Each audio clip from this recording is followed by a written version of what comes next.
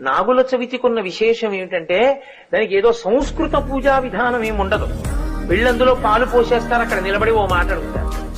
నన్నేలు నా గన్న నా కులము నీలు, నా ఇంటి నీలు, నన్ను కన్నవారి నీలు, నా ఆప్తులను ఏలు. పడగ తొక్కితే పగవాడనుకోకు, నడుము తొక్కితే నావాడనుకో, తోక తొక్కితే తొలగితూ వెళ్ళిపో. ఈ నూకల్ని పుచ్చుకో మోకల్ని ఈ పిల్లల, నూకల్ని పుచ్చుకో మోకల్ని ఈ పిల్లల మోకల్ని ఈ. సంతానకారకుడు నాగదేవత.